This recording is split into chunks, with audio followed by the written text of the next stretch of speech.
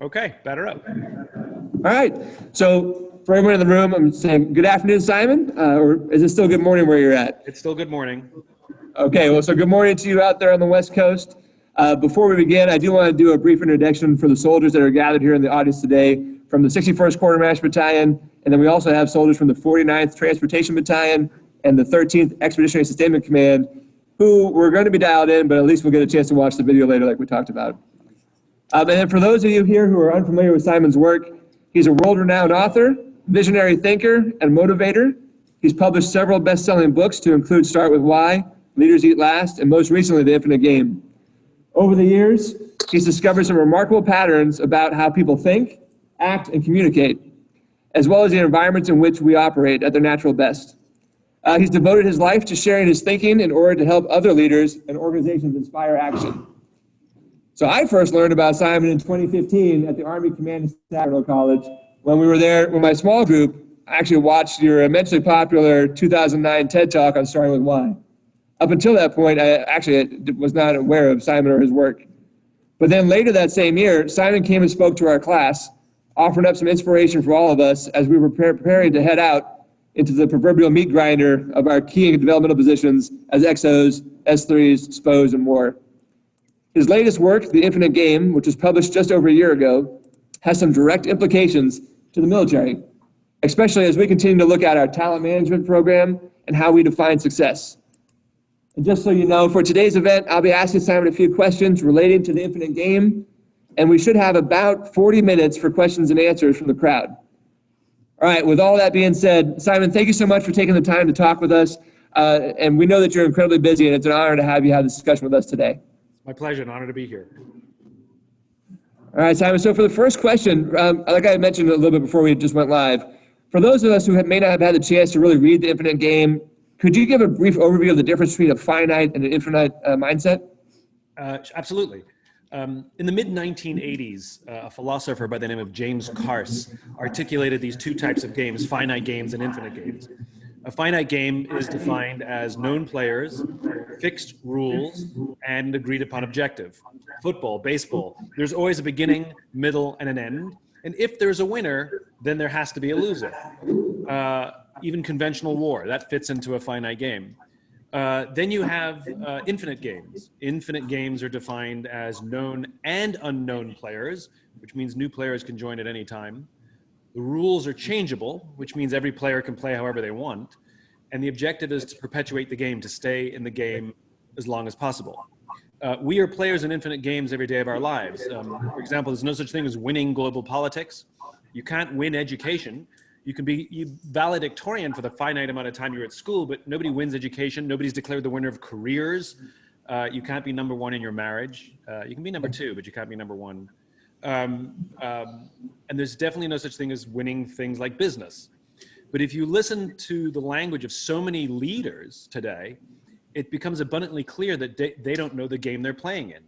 They talk about being number one, being the best, or beating their competition. Based on what? Based upon what agreed upon objectives, metrics, or timeframes. And this is a problem, because when we play with a finite mindset in an infinite game, when we play to win in a game that has no finish line, there are some very predictable and consistent outcomes. The big ones are the decline of trust, the decline of cooperation, and the decline of innovation.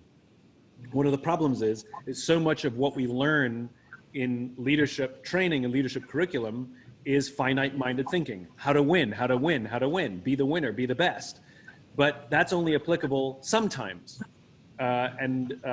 We've seen damage done to our organizations, both in their longevity, but also in the manner in which they conduct themselves. Morale, et cetera, like that are affected when our leaders play with the wrong mindset for the game they're in.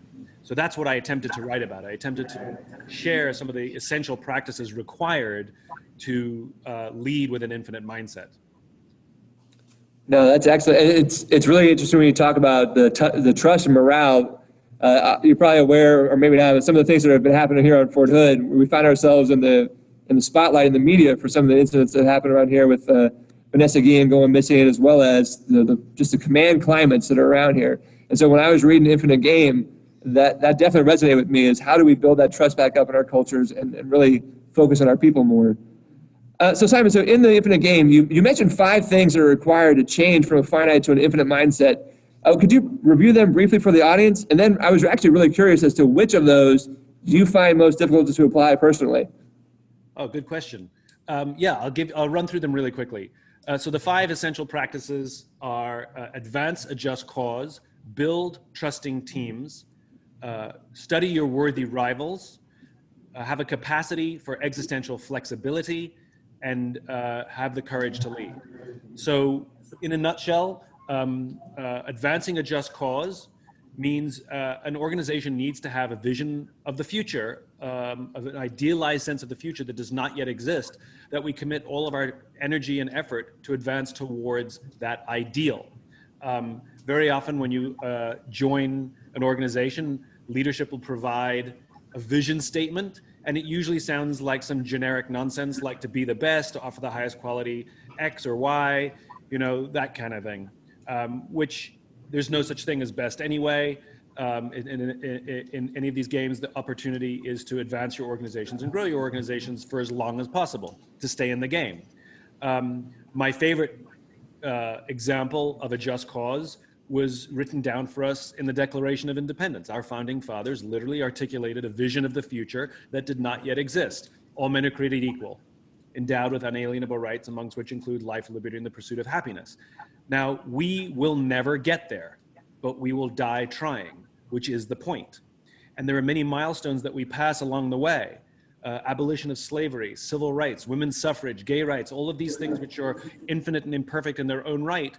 But when we pass legislation and when our society changes, you can see that we're making an effort to reach towards that ideal. And that's the point. That's what a just cause provides us. A cause so just, we would be willing to sacrifice our interests in order to advance towards that cause. Great organizations, infinite-minded organizations, always have a just cause. The next one is building trusting teams. We all know what it feels like to be on a trusting team. It means that we can raise our hands and say, I made a mistake, or you've promoted me into a position and I don't know what I'm doing, or I need more training, or I'm scared, or I'm struggling at home and it's affecting my work, or I need help, without any fear of humiliation or retribution, without any concern that it would affect your promotability. In fact, we can say these things with the confidence that our boss or our comrades or our colleagues will rush to support us. Unfortunately, we also all know what it feels like not to be on a trusting team, where we would never admit mistakes, we would never say we don't understand, we would never say we need help or that we're struggling, for fear that we will be humiliated or singled out, or that it'll hurt our career advancement. And so we come to work every day lying, hiding, and faking, which works in the short term, but when you have a whole organization lying, hiding, and faking, eventually mistakes compound and things start to break. And so the whole point of leadership is to create an environment in which trusting teams can exist. That is the point of leadership. Do leaders know how to create an environment in which people feel safe to admit mistakes and all the rest of it? And if you want to build an infinite organization, leaders have to be equipped to build trusting teams. The next one is study your worthy rivals. Now, in a finite game, you have competitors, and competitors are to be beaten, right? But in an infinite game, we don't have competitors, and it's a weakness. It's a poor mindset to view the other players in the game as competitors, because then we're focusing our attention on beating them in a game that there's no such thing as winning. It's better and healthier instead to think of the other players as rivals, and some of those rivals are worthy of comparison. What do I mean by that? It means they do one or many things better than you, and their strengths reveal to you your weaknesses. And once your weaknesses are revealed, you have an opportunity to build on those weaknesses, mitigate those weaknesses, for no other reason than to improve the quality of your own organization. I'll give you a funny example. There's another guy who does what I do. He writes books, he gives talks, he's extremely well respected. I respect his work. I hate him. Nothing personal. He's never done anything mean to me. We know each other professionally. I just hate him. And as a result of my uncomfortable feelings towards him, I'm very competitive. And so when I'll regularly check my book rankings, and I'll regularly check his immediately afterwards. And if I'm ahead, I'm a little smug, and if he's ahead, I'm angry. We had the opportunity to be interviewed together on the same stage. And the interviewer thought it would be fun if we introduced each other. And I went first. And I looked at him and said, you make me really insecure. And every time your name comes up, I get really uncomfortable because all of your strengths are all of my weaknesses. And he looked at me and he said, funny, I feel the same about you. The reason I was so competitive with him had nothing to do with him. It had to do with me. It's because his strengths revealed to me my weaknesses. It was easier to take that uncomfortable energy and focus it at him. Every little win that I got made me feel better about myself, as opposed to taking a hard look at myself and saying, where can I do better? It was a cathartic experience, I have to say. Since that experience, I've never checked his book rankings ever since. Turns out people can buy more than one book. And we've actually become friends because we believe in the same things and we have similar values. So we can actually work together. But this is the value of worthy rivalry. It gives us an opportunity to get better at what we do. And that's really should be the only obsession. The only true competitor in an infinite game is yourself. In your organization, the obsession should be, how do we make our culture stronger this year than it was last year? How do we make our leaders better this year than it was last year? How do we make the quality of trust better this year than it was last year? How do we make the quality of our product better this year than it was last year? That's the obsession, but we have blind spots, which is the value of the worthy rival. The next practice is maintaining a capacity for existential flexibility. And what that means is that the organization has a capacity to make profound strategic shift in order to better advance the cause. This is not the same as the daily flexibility we need to do our jobs. I'm talking about profound strategic shift. My favorite example happened a bunch of years ago. In the late 1970s, December of 1979, Steve Jobs and a bunch of his senior executives went to visit Xerox PARC. Now, Apple was already a big company, already well respected. They already had success in the Apple I and the Apple II. And Jobs, you have to remember, had a just cause. He believed in empowering individuals to stand up to Big Brother. That was his obsession. And this is why he found the personal computer such an appealing technology, because he saw that it could give power to individuals, maybe potentially one day to compete with a corporation all by themselves.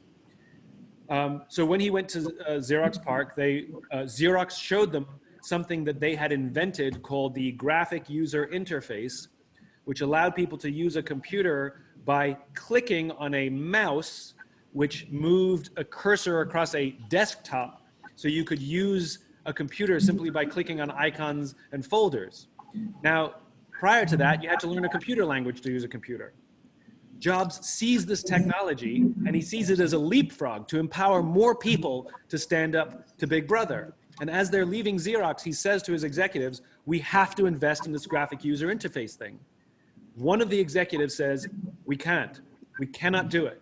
We've already invested countless man hours and millions of dollars in a completely different strategic direction. We can't simply walk away from that investment. And if we do, we'll blow up our own company. To which Jobs actually said, better we should blow it up than someone else. That decision led to the Macintosh, a computer platform so profound that the entire software of Windows is designed to act like a Macintosh. And the reason a computer is now a household appliance was because of that decision back then. He walked away and profoundly changed the course of his organization. Now, there's a prerequisite before you even can make a strategic shift like that, before you can make an existential flex. One, you have to have that just cause, because the people have to know why you're making such a profound shift, and they have to buy into it. And number two, you better have trusting teams, because you are going to put the organization through short-term hell, and the short-term metrics are absolutely going to go down, and you can't have people panic and abandon ship. They have to hunker down, work together, and you've got to maintain high morale. So you need to have those two things in place before you're even equipped to make that existential flex. And then finally, courage to lead.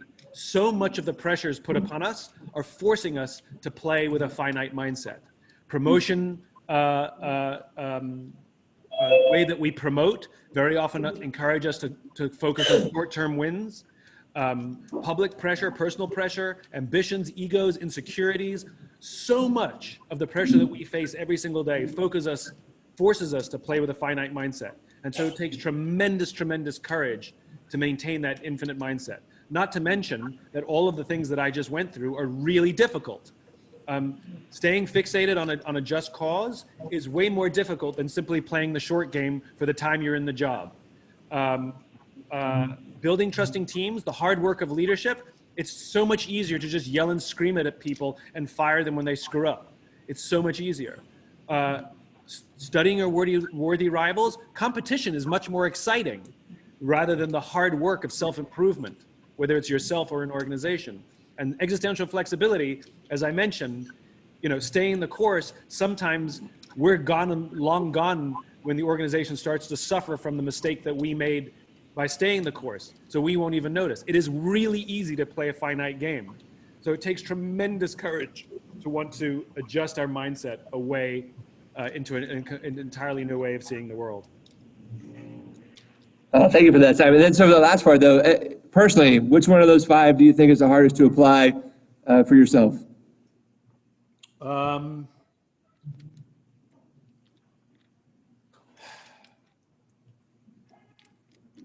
It's a hard question, and the reason I'm struggling, I can tell you the easiest one. Yeah. The easiest one is worthy rival, because you can do it right now. You can make a list of your worthy rivals, and don't choose people or organizations that you constantly are better than, because that just makes you feel good. Pick the ones that make you uncomfortable. Like, you can do that right now. But it's kind of like asking me, what's the hardest thing about staying in shape? Is it the exercise? Is it the eating healthy? Is it the getting the sleep? Is it the maintaining the personal relationships? What are you making sure to stretch every day? Like, are you meditating and practicing mindfulness? Which one's the most difficult? I'm like, they kind of all go in and out of fashion. Sort of, I have discipline for some and not the others.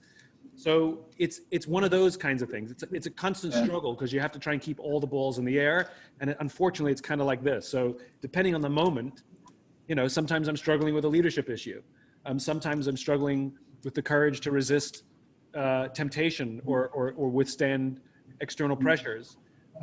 So I wish I could give you an answer, but unfortunately, it's all circumstantial. No, I think that answer is actually great, because it tells us again that there's nothing that is an absolute. Like, there's different parts of time where things vary and different pressures are out there, and how we respond to it matters. That's absolutely great.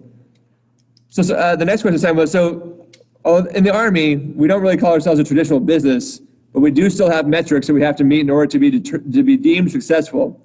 What advice do you have for leaders to help redefine that success? And then how do we, at an organizational level, really get to the fact where we focus on our people instead of our numbers, even though there are those pressures driving us, like you said, to that finite mindset?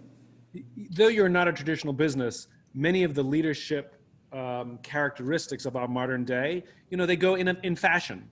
And so an obsession with short-term, an obsession with metrics, lean, military has started to adopt lean. And I will tell you that I talked to Womack, who's one of the guys who brought lean from Japan to the United States many years ago, the Toyota way.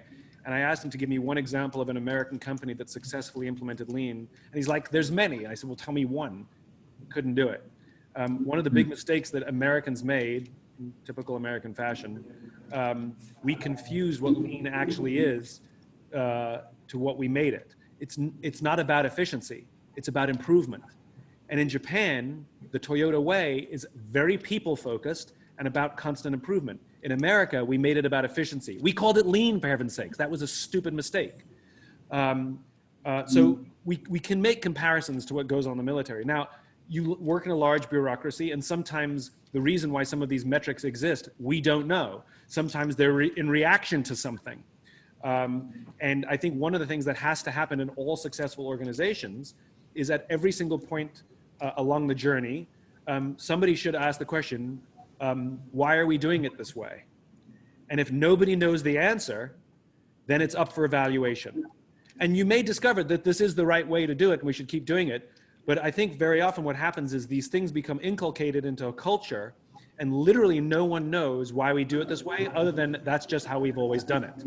And so you have a lot of methodologies and traditions that are left over from the 1950s, for example, that quite frankly are outdated. So I think one thing that you can do at a big army level is somebody needs to raise a hand and say, excuse me, boss, why do we do it this way? Or is there a better way? At a lower level, one of the things that I think is very doable in the Army or any across DoD is some changes that you want to make are very difficult because it requires the bureaucracy to come along. Down on a low level, you can experiment more than people actually realize.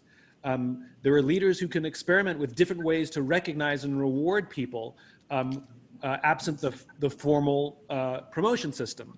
And so you can start to build culture and exaggerate the good things in your culture down at a lower level and try new ways of recognition and reward, for example. Simple one, compliment in public, criticize in private. Sometimes we do the opposite. So there are little things that we can do to demonstrate the building of a strong culture, even in the Army.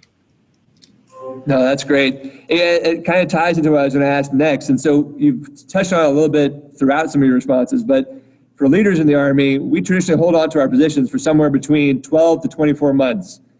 And how do we ingrain that infinite mindset into our formation so the impact of that lasts beyond our tenure? Yeah.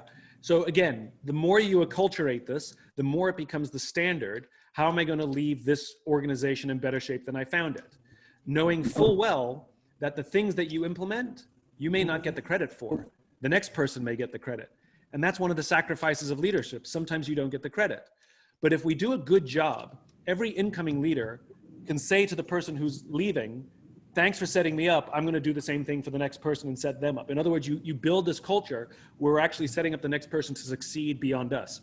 I met one organization where they have like a job fair. It's like a recruiting event that they have, I think, twice a year at their company.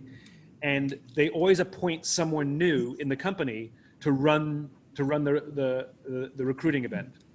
And the person who ran it the time before is assigned to be the coach because they've gone through it already.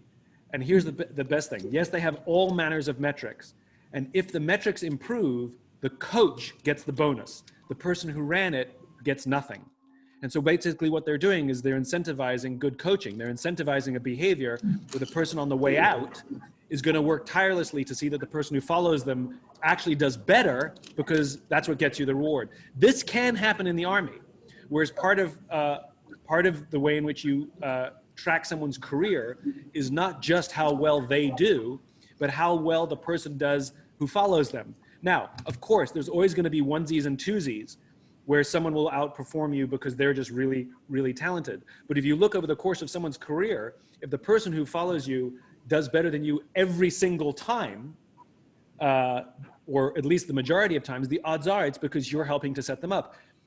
One of the things I think we need to do across all organizations, private sector or military, is not just consider if someone hits their metrics, but how they hit their metrics. Are they building morale along the way? I'm not interested if someone can just hit a number. I want to know how they got there. Did they destroy morale on the way to hitting their number? So they look fantastic and they look like the hero, but they've left destruction in their wake. I think there needs to be more metrics so that we can better understand how people achieve, not just that they achieve. Yeah, that's a really interesting take. And to track it over a career would definitely, I think, put that mindset in for those personnel to make sure their successors are more successful. That's actually a really interesting take. And I'll tell you one funny other little detail about this company. One of the things they do is they track the performance of their employees over the course of their whole careers, and they track who was their recruiter. So they can track that their highest performing people, their best performing people over a career, they know who recruited them. And this is what they learned. They learned that their best recruiters sometimes get it wrong, and their worst recruiters never get it right. So you're either a good judge of character that occasionally makes a mistake, or you're just not a good judge of character, which I think is really interesting.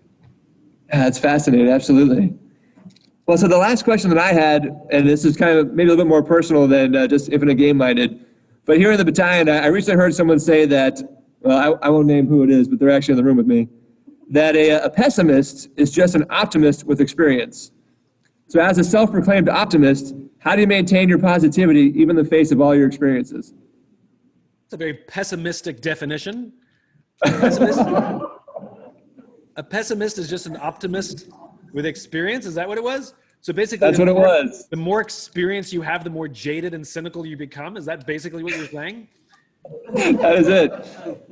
I mean, my goodness, what a horrible way to live a life. No, I think optimism is very misunderstood. I think very often people think optimism is blind or naive. It is neither of those things. I concur that unabashed blind positivity is pointless and stupid. You know, and we do have leaders that think it's really important to be positive all the time. Everything's fine, everything's good, rah, rah, here we go, because they think that's what the people need. But the reality is that very often backfires, because sometimes we're in a high stress situation where we're struggling and we see our boss always positive and great, so we start to doubt ourselves that our boss is doing great. I'm feeling really rough, maybe it's me. Blind positivity is not helpful. It's also, as I agree, just completely unrealistic. Optimism is different. Optimism is not the denial of the current state. It's the undying belief that the future is bright. So let's just take this current circumstance. It is correct to say this is a dark time. There are bad things happening. There are people dying. There are people suffering.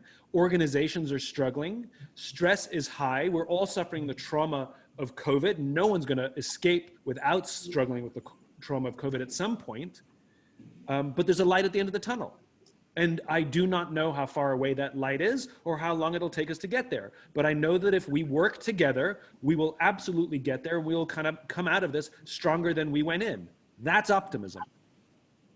No, that's awesome. That's a great definition. Thank you, Simon. And so I know that we did the initial invite. We were scheduled from 1300 to 1400. So that gives us about 30 minutes for questions. But before I turn it over to everyone here, Simon, I just want to say that here in the room are leaders from across the 13th ESC, ranging in experience from 25 plus years of service to just newly signed second lieutenants who are at their first ever duty station. At this point, I'm going to step back and we'll have folks come forward and ask some questions. Sounds good. And I know you guys like to finish on time, but because we started a little late, if you want to run a little late, I can do that. All right, excellent. That's great to hear. All right, so who wants to go first? Oh, don't be shy. Oh, here we go. The floodgates There are we go. Good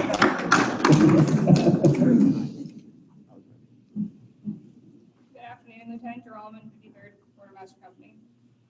In the Army, there's a constant pressure to never say no to a mission, to be the best, to have the best admin, to be able to accomplish anything with little to no notice. However, although these are seen as wins, when we do accomplish them, they drastically diminish us building those teams. How do you recommend we balance to do both, or how do we get it so we don't get that so often? Oh boy, you opened a can of worms. Okay, here we go. I don't know if any of you are familiar with the work of Dr. Lenny Wong. He's a retired Army colonel who teaches now. And he conducted a study a few years ago of rampant lying amongst the officer ranks. And, you know, soldiers hold themselves to a higher standard of integrity than the general public. And the general public concurs that the Army holds itself to higher integrity standards than they do. And so everybody was very surprised to find out how much lying there was across the organization. And that's because the Army has unfortunately set up a little cultural, let's call it speed bump, where saying yes to everything, accomplishing everything, and performing at a high level on everything becomes the way in which you get promoted. And so what ends up happening is when you can't do everything, when you can't high perform at everything, which I would consider normal, what ends up happening is people start to lie. And so one of the examples that was given is there was a group of soldiers who were getting ready to deploy, and the Army had implemented some mandatory online training that had to be completed by the group before they went downrange.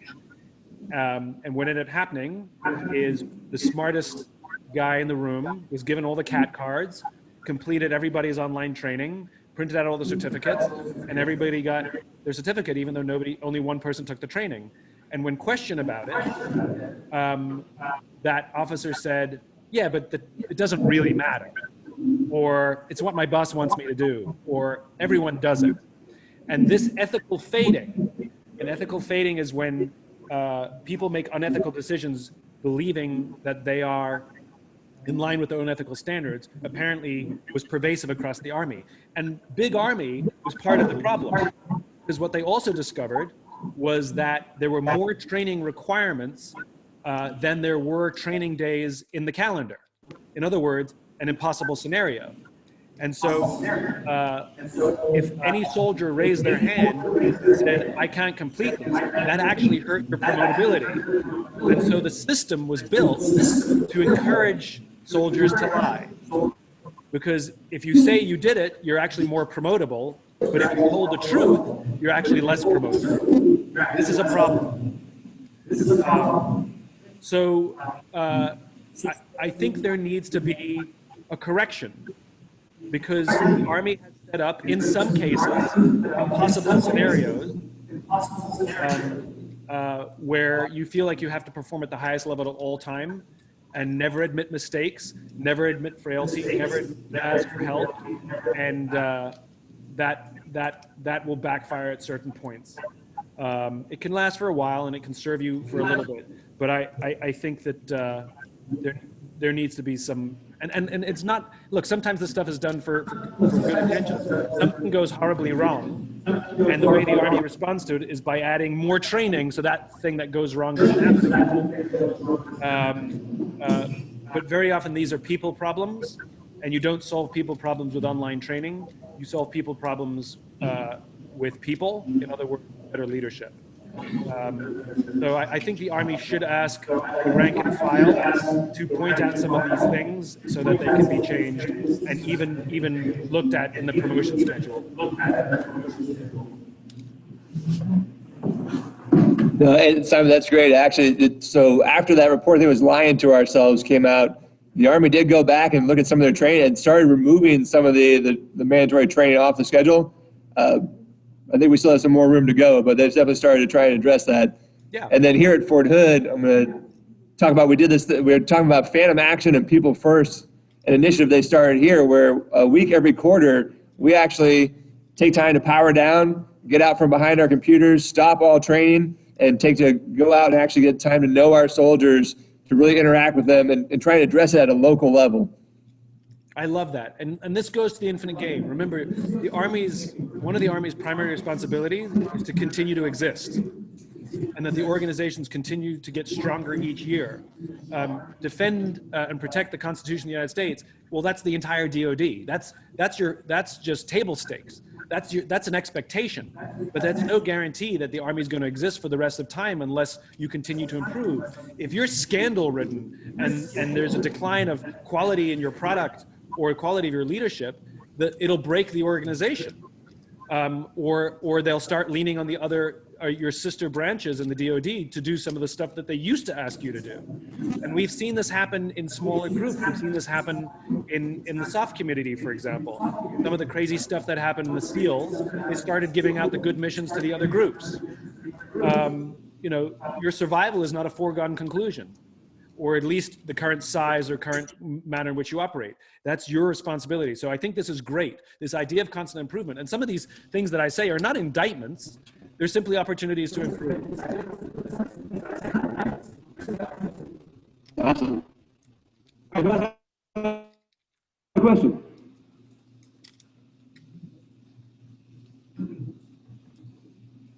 Hey, sir. Nice to meet you. I'm Captain Smith, Captain Ian Smith. I'm the headquarters commander. So I have a question about Just Cause. I think the whole people discussion just now was kind of a good segue into it. Because for me, when I think about Just Cause and being in the Army, being in the military, I kind of think about freedom, either freedom sustained or, defended at some point in the future. So, but with Just Cause, the cause being, so just that we'd be willing to sacrifice ourselves or, do anything to achieve that ideal, including die trying. And for us, our finite victories in this infinite game, are the wars that we have fought and the wars that we will fight in the future. But although many soldiers inherently feel this just cause, some may not, because they've joined the Army for various reasons at various points in time in history that had different meanings and context. And especially now, it's an interesting time with the decreased deployments and combat operations and a lot of new inexperienced soldiers that haven't had those previous experiences. Some may lose perspective. So, and I imagine in organizations, Just Cause is simply not enough alone, because with Just Cause, you need dedicated personnel to achieve that Just Cause. So with that, how do you continue to reinforce the just cause of your organization, inspire your personnel, and get buy-in, as you were previously talking about?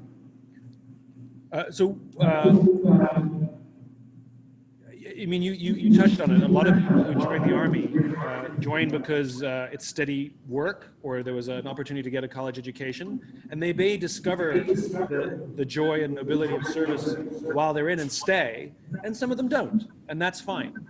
And remember, the practices of the infinite game, no one is more important than the other, and you touched upon it, which is the just cause is not enough. You need that good leadership and empathy, that I feel like I belong, that I feel like somebody's watching over me, I feel like I'm a part of something, which has very little to do with freedom and democracy. One of the other things that I think is sometimes that sense of freedom and democracy, that articulated just cause, is actually too broad. It's actually too big and hard to relate to. It's too abstract.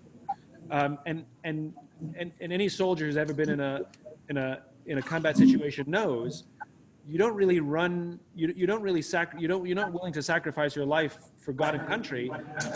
It's soldiers to the left and soldiers to the right. It's deeply, deeply human and deeply, deeply personal. And I actually have started thinking that we don't sacrifice for something. We sacrifice for someone. And I think it's incumbent upon leaders to make that story, to make that narrative personal. Let me give you an example. If there's some young kid and their job is they're a mechanic, they're a maintainer, and their job is to turn this wrench. There you go. That's your job, day in and day out. When somebody says, "Why am I doing this?" Because by turning this wrench, you're keeping the treads on the tank, and by keeping the treads on the tank crew can perform their mission and go out and fight and extend freedom and democracy. It's really, really hard when you're just standing there day after day to connect this to freedom and democracy. And so the question is, how do we make it smaller? Now, I learned this. I had this experience where I went out to RAF Mildenhall in the UK, U.S. Air Force. The guy. Base. What's that? U.S. Air Force Base out there, and one of the things they did is they took a senior maintainer. Oh, yeah. Hey, John, can you put your thing on mute? So one of the things they did is they took a senior maintainer off the line, and he was my escort while I was on base. And one of the things I got to do was fly the KC-135 simulator. I invited the senior maintainer to join me in the sim. He's never stepped foot in a sim in his whole career, right? I had my fun, and then we let him sit in the left seat and give it a try. And then we asked him, "What's your specialty?" And he said, "Electronics." And so in the middle of the flight, we turned off the electronics. And for the first time in his 20-plus year career, he directly understood the importance of his discipline to that actual pilot who flies their mission. It profoundly changed his whole view of his job. And so I started going around the Air Force and saying, can we get maintainers of every rank into a sim so they can connect to the pilots who are flying their mission? And I was told, no, too expensive, don't have the sim time, you know, the usual bureaucratic response. And so I would stand in rooms of pilots and say, how many of you would give up the last 5 minutes of your sim time to a maintainer so they can empathize with your mission? 100% of the pilots said yes. Total spending, 0. And then I started to look deeper as to how in the military we inspire these young maintainers, these junior enlisted, for example. And again, it's the whole freedom democracy, this chain of logic that's just so long. It's so hard to connect my daily job with this cause that you say that I'm supposed to sacrifice for. So we made it smaller. The suggestion was to make it smaller, which is every soldier of any rank has 3 jobs, right? Number 1, do your job, right? Of course. Number 2, make sure that the soldier to the left and the soldier to the right has everything they need to do their job well. You good? You good? We're good. Also, and we talked about this a bit before, make sure that the soldier who takes over from your job after you leave will be better at your job than you are. So all the little hacks and things that you're learning along the way, are you writing them down? Are you taking photographs? Are you maintaining a binder? Are you having a day of briefing so when you eventually move out and somebody takes over your job, they don't have to start learning from scratch and we don't have to rely on all the senior leaders to reteach them everything. You teach them. You make them better than you are because you're going to make this army better than when you showed up. There's a lot of research to support this. There was a bunch of volunteer fundraisers for a scholarship for a university, and they'd hit the phones, dialing for dollars. In these hard times, it's really important. You get the idea. And donations were down, and so they hired a company to help them rewrite the script. Well, that had a small to minimal impact. And then a team of social scientists came in, and what they did was they brought one of the recipients of the scholarship to meet the volunteers. And they spent, you ready for this? 5 minutes in the room. That was it, 5 minutes. And for the first time, these volunteers could directly connect their efforts, not to some abstract, it's important for us to help students, blah, blah, blah, but they could connect it to a physical human being. We met Stacy, we know the benefit she got from this, we're gonna do it for Stacy. And it became deeply, deeply personal. And so I'm a great believer that wherever possible, we should introduce people to one of the people who directly benefits from your work. And we can make it personal. The social scientists discovered that even a letter works really well. Not as effective as meeting them personally, but also works really well. And so the more we can put a human face on the impact of our work, it makes that abstract concept of purpose really tangible and really personal. And it's way more powerful for a human being to serve a person than to serve an abstract cause.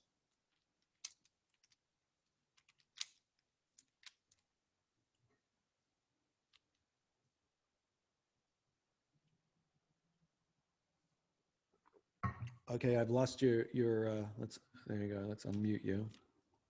Stand by, I can't hear you. There we go, okay, I can hear you. How you doing, sir? Lieutenant Gilbert. So my question to you is, how do you build a trusting team in an organization that is extremely culturally diverse? The military pulls people from all 50 states and multiple countries to serve. To add to this, there's tension with COVID and the current election results. I feel like multiple viewpoints from across the world being concentrated into the military, and more specifically our battalion, can create barriers to building an effective team and promote finite goals.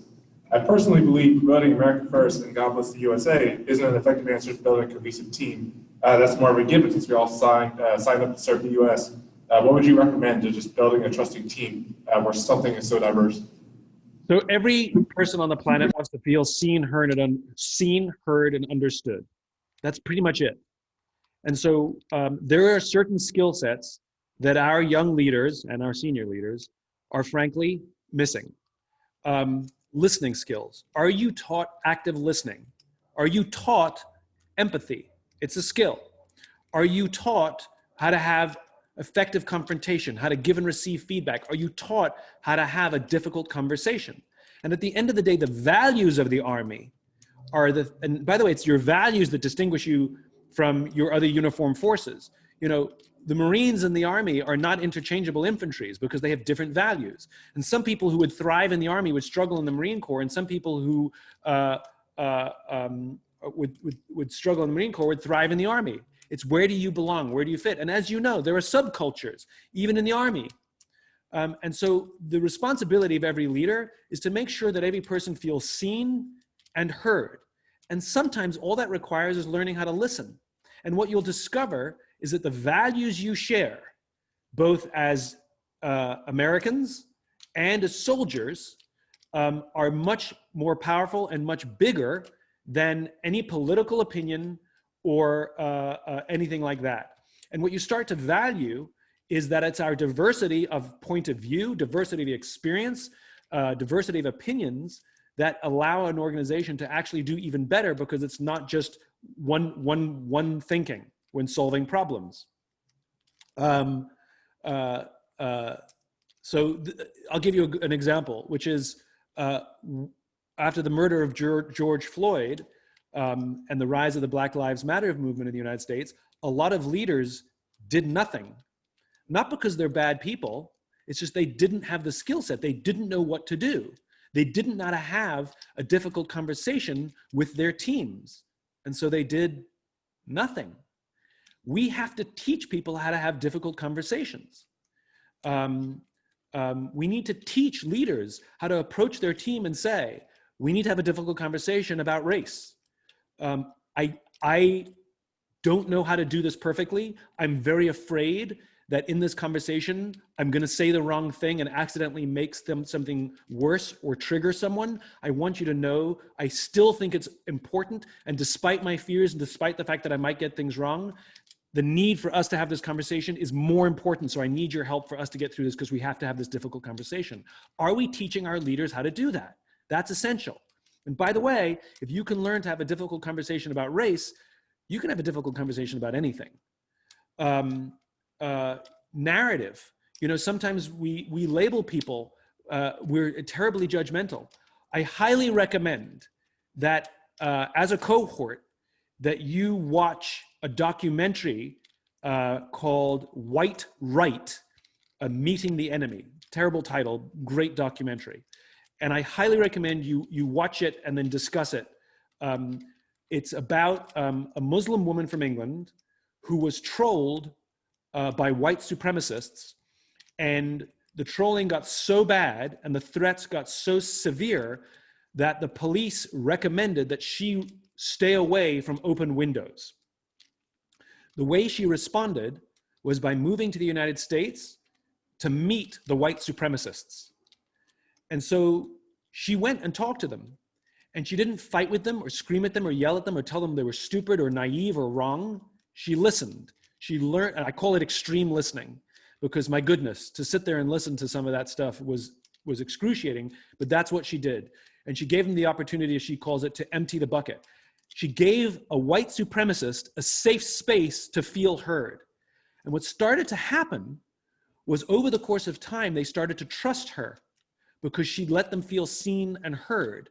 And they started to struggle to reconcile some of their beliefs with the fact that they now considered her a friend. And one by one, they started dropping out of the movement. When we yell and scream at people and judge people, they dig their heels in, and there's no convincing somebody. And I think one of the things we have to do is we have to be better listeners. We have to learn to listen. It's a skill set that is desperately, desperately missing from the leadership ranks in the DoD and in the private sector. And so I encourage you to start your own listening course informally, if necessary, and build that skill set. And that is one of the main ways that you can capture the magic of your diverse teams and find common ground in your humanity. And you'll find yourself making good friends with people who have the total opposite political beliefs. I have some very close friends who we are not on the same page politically, but we find love for each other because our values are a higher level than our political beliefs. Hey, no, Simon, thank you for that. It's interesting because I think we've become trained as a generation to talk in 240 characters at a time. So having those conversations is getting more and more difficult. So thank you for that challenge. Hi, my name is Captain Keith Beeson. My question, well, I guess it's kind of going back to where we were earlier in this conversation about leaders in the military, where we work, we're in a job for 12 to 24 months. And then there's that finite mindset a lot of times where we're getting evaluated on our statistics and quantitative data that we can put into an evaluation, which helps us therefore be promoted. We see often there's leaders that take that and they do everything to make those numbers work regardless of what they leave in their wake as they go through. But they look like rock stars on paper. And oftentimes they continue to progress in the ranks, leaving chaos behind them as they go. The Army has implemented a new program for battalion commanders, the Battalion Commander Assessment Program, which is a great step. It's a long time coming. I'm glad we're having it, but that also we don't see that those people that get captured by that until about 15 years into the Army or so. So I guess my question or what I'd like you to respond on is, for those people that have had to work for those people throughout the years and they see those people getting promoted, maybe they've decided that, if these are the kind of people I have to work for, I'm going to get out of the Army, but they could have been great leaders if they stayed in. What kind of words of wisdom do you have to those people that, because we're not going to be able to change the culture overnight, but, we talk about changing the culture, but the Army is huge. Stuff like the BCAP coming into play is the first step, but it's going to take a long time until it trickles down all the way to the newest level of leaders. But again, back to, what guidance and feedback do you have to those leaders that are having to deal with those people that are leaving them in their wake? Received. About to run out of battery. Just grabbing charger. Be right back.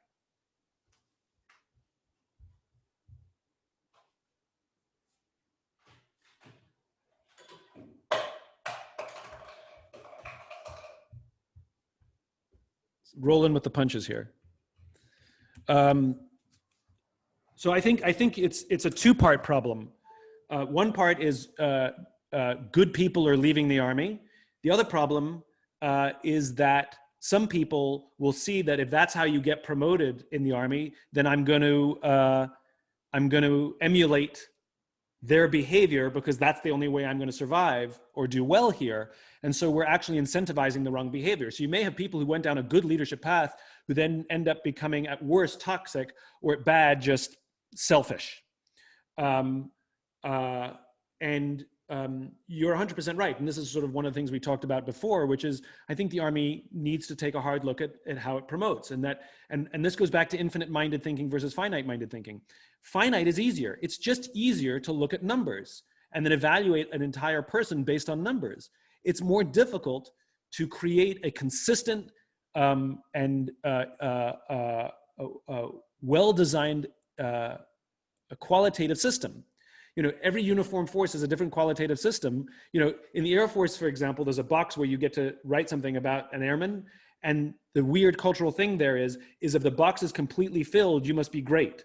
So people don't even read it. They just see if you only have 4 lines, that you must be no good. But if the box is completely filled, you must be great. So they just fill the boxes with, yes, they're wonderful, they're fantastic, I relied on them. Now, we know that the informal system works well. On paper, someone can look good, and someone who's on the promotion board can say, no, I've worked with them. Or the converse, they don't look great on paper, and somebody go, don't worry, this person's spectacular. So there is an informal system that does help with the checks and balances, meaning there are still some very good people who are getting promoted. But you're right, the formal system needs to change. Now, the interesting thing is the Army actually knows how to do this. I went out to brag and went to visit Ranger School. And one of the things I learned at Ranger School, watching it, not going through it, one of the things I learned at Ranger School is that they had a problem with something called Spotlight Rangers. Some of you probably already know about this, where somebody was exceedingly good at all the tasks performed. their instructor really liked them, but as soon as the spotlight was turned off, all the other Rangers hated them and that person was toxic. And the problem is there was no way to identify these people, because when the spotlight was on, they were fantastic. And so the Rangers implemented a system of peer review. And so to advance in the Rangers, you have to pass spots, what are the other things called? Skills and peers. You have to pass a peer review before you're eligible to move through the organization. Why can't we do that in the Army as well, in Big Army? And it's a really simple form. Rangers are asked to evaluate their fellow Rangers based on their values. One sentence. Does this person uphold these 5 values? They were asked a simple question. Would you go to war with this Ranger? Would you share a foxhole with this Ranger? 2 very, very different questions. But the point is we allowed our peers to say something about the kind of person we are and how we show up. And the amazing thing is, and I know this from private sector as well, that we actually would rather it's actually more powerful to be respected by our peers than our boss. Because working for our boss's approval is working for one person's approval. But we actually have to maintain much higher standards to be respected by our peers. Those high standards of values. So perhaps there's an opportunity for peer review to be included in there also. But I think more needs to be done qualitatively for sure. And new metrics can be developed. Like we said, metrics that can start to evolve over time, including other people. Is there a coaching? Do you do 360s? And one of the things I think is value for 360s is not to use it as a promotion tool, but use it as a coaching tool.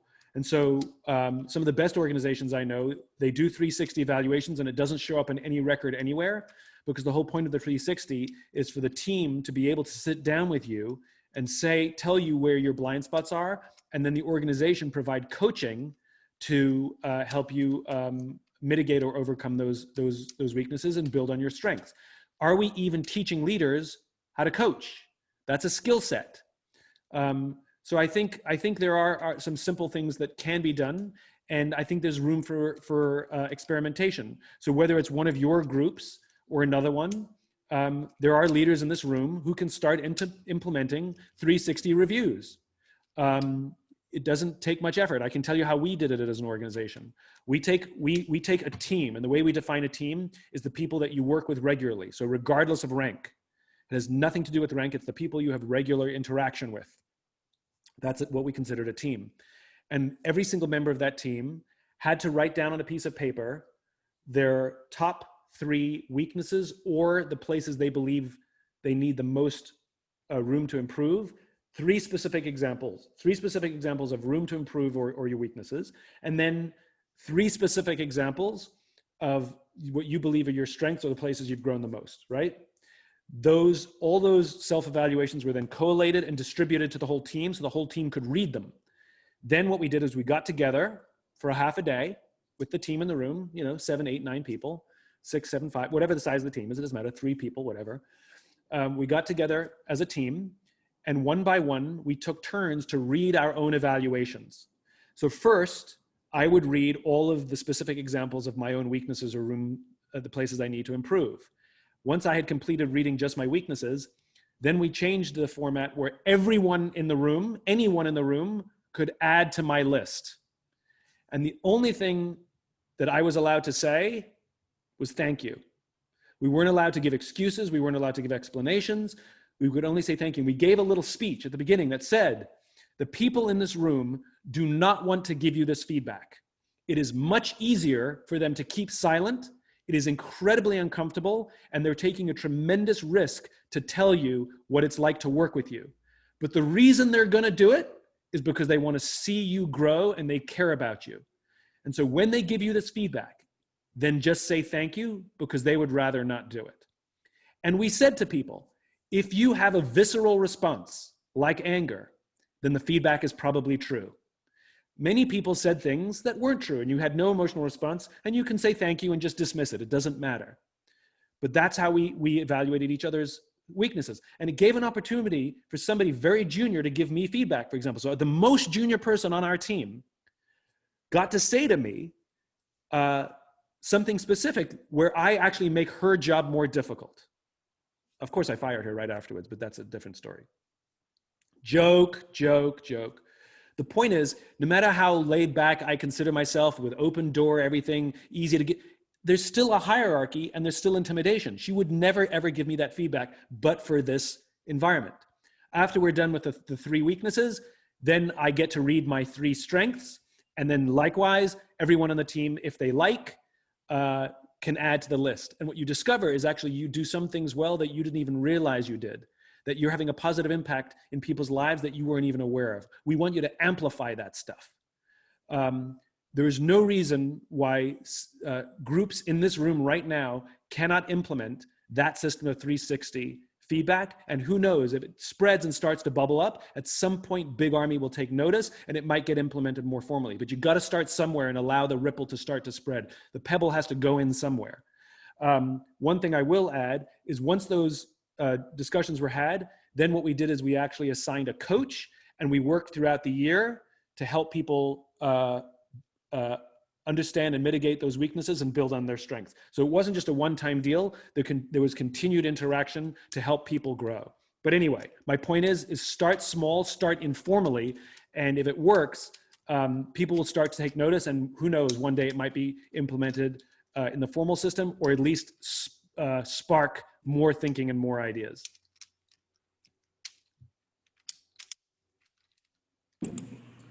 Hey, Simon, that was great feedback. I couldn't help but think of Alan Mullally when he took over Ford, and they were giving him all the glowing reviews of how well everything was, and no one wanted to say anything was wrong.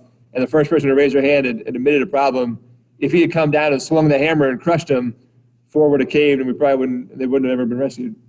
They would have required rescuing. Yeah, I mean, we want to create an environment in which leaders beg for critical feedback.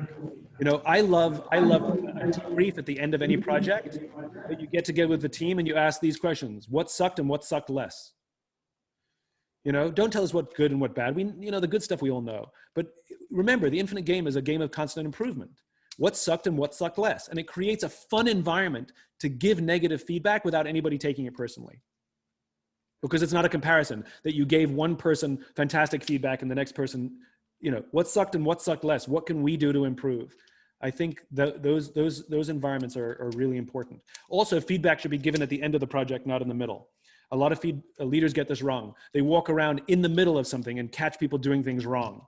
Catch people doing things right. And at the end, you get together and you debrief and you can go through all of what sucked and what sucked less so you can improve next time. All right, Simon, we have our last question for the day. Hey, sir, how you doing? First Sergeant Baker, 53rd Quartermaster Company. Actually, I got a very short question for you. So it's been brought up time and about we get ranked and stacked amongst our peers, for promotions. So working towards this worthy adversary. So what if you was to sit down with an individual just one-on-one, what words would you tell them to help change their mindset to become a worthy adversary versus always being a competitor when it comes to missions and tasks and stuff like that? So I can't make somebody be a worthy rival, not adversary. It's not about somebody choosing to be a competitor or choosing to be a worthy rival. I can't control someone's behavior, and neither can you. If somebody wants to show up to be an asshole every day, well, what are we going to do about it, right? We can have empathy and we can try and coach them and work with them. But at the end of the day, it's you who has to decide who your worthy rivals are. Who in your own organization is better at some things than you are? Who do you look at and say, man, I wish I was more like them? Who do you look at? It could be a skill set. It could be a leadership ability. And you don't have to like them and you don't have to agree with them, but you have to respect them. And you have to study them. And you're not studying them to bring them down. They're going to get promoted. They're going to do well. You're going to sort of be furious. We've all had the experience where somebody we've worked with got promoted and we got angry. Think about that for a second. We got angry at somebody else's good fortune. The question I would ask is, what is it about that person that touched a nerve inside of us that produced anger, as opposed to either being proud for them or just ignoring them, right? Sometimes I think we take ourselves a little too seriously. And so a worthy rival is someone you choose. You can have as few or as many as you like, and they can change over time. But you choose your own worthy rivals.